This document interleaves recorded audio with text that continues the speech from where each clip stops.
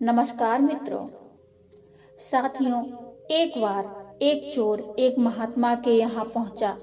जैसे ही वह महात्मा के सामने आया, उसने उन्हें प्रणाम किया और कहने लगा, हे गुरुजी, मैं एक चोर हूँ। मैं अपनी चोरी की आदत छोड़ना चाहता हूँ। कृपा करके मुझे अपना आशीर्वाद दें ताकि मैं ये काम छोड़ सकूं। चोर की बातें सुनकर महात्मा जी ने शीघ्र ही जवाब दिया, अगर तुम चोरी की आदत नहीं छोड़ सकते हो तो एक काम अवश्य करो। चोरी करने के तुरंत बाद अपने गुनाहों को उन लोगों के सामने स्वीकार कर लो जिनके यहाँ तुमने चोरी की है, या फिर जिनके यहाँ तुम चोरी कर रहे हो। पहले तुम उन्हें ये बता दो। अब अगले दिन चोर एक घर में घुसा। जैसे ही वह वहां रखे आभूषणों को अपनी थाली में रखने लगा, उसे गुरुजी की कही बात याद आ गई। उसने मन में सोचा, अगर मैं चोरी करता हूँ और फिर घर के मालिक को बताता हूँ तो वे तुरंत ही मुझे पुलिस के हवाले कर देंगे। पुलिस मुझे पीटेगी और फिर जेल में डाल देगी।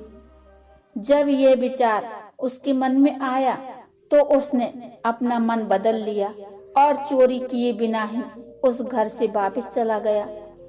उसके बाद उसने चोरी करने की बहुत कोशिश की, पर सजा के डर से वह एक बार भी चोरी नहीं कर पाया। वह गुरुजी के पास वापस लौटा और कहने लगा, आपने ये कैसी सलाह दी मुझे?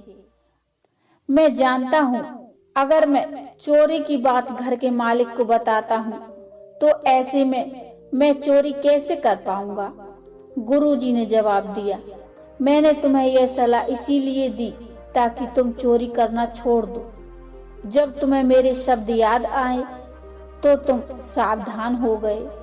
तुम जान गए कि तुम्हारे कर्म अगर ऐसे ही रहे तो इसकी क्या सजा हो सकती है।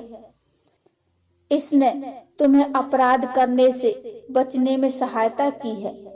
तुम्हें हमेशा अपने किए गए कर्मों के परिणाम के बारे में सचेत रहना चाहिए, तब तुम भी गलत नहीं करोगे।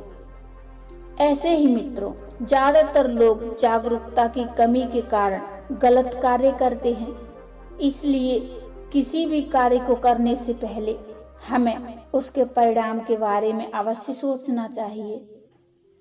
मित्रों, कहानी छोटी ही सही लेकिन बहुत काम की है। कहानी अच्छी लगी हो तो लाइक करिए, चैनल को सब्सक्राइब कर लीजिए। मिलते हैं फिर एक और नई कहानी के साथ। तब तक के लिए धन्यवाद। नमस्कार।